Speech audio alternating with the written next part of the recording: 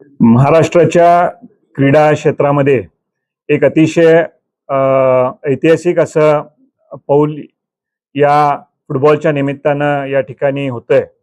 Maharashtra football league या नावाने प्रथमतःच ही franchise league ही महाराष्ट्रामध्ये महाराष्ट्राची अधिकृत लीग म्हणून ही या वर्षीपासून सुरू होतीये.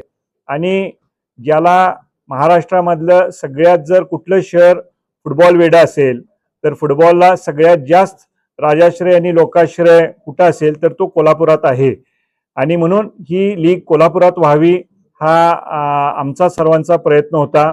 आणि त्या निमित्तानं गेले काही वर्ष आम्ही त्याच्यावर थोडंसं काम करत होतो.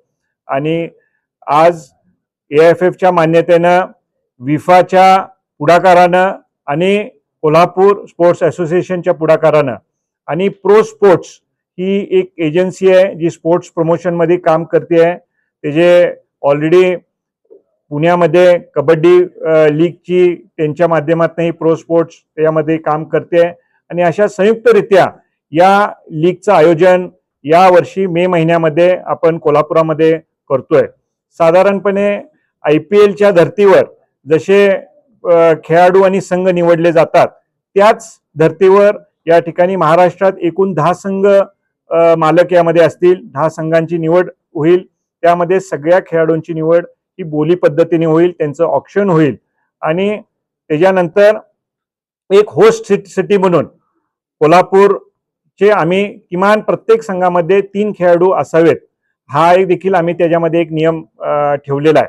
आणि तेही खेळाडू हे मेरिट माध्यमातूनच निवडले जातील. मला असं वाटतं की एकंदरीतच आपण जर बघितलं तर IPLची पॉप्युलॅरिटी किती आहे आपल्याला माहिती आहे.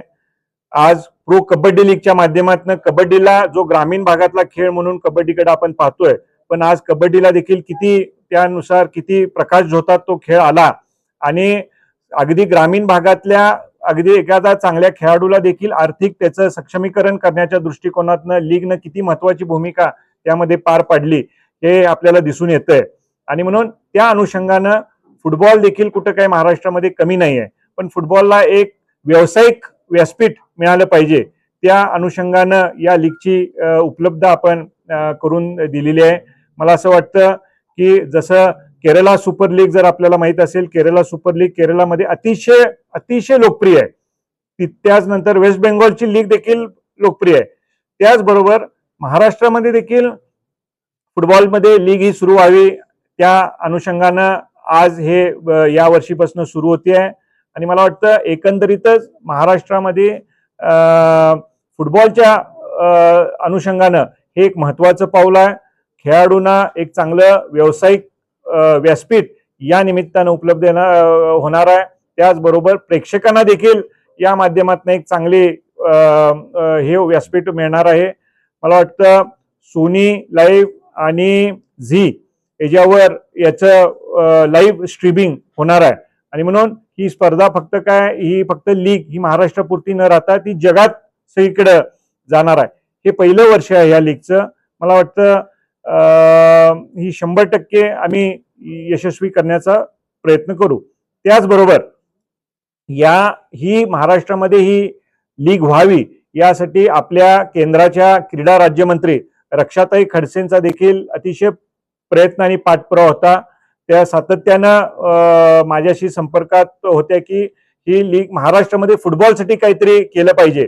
आणि ज्यावेळेला महाराष्ट्रामध्ये फुटबॉलचा विषय येतो त्याला कोल्हापूरचं नाव हे पहिल्यांदा येतं.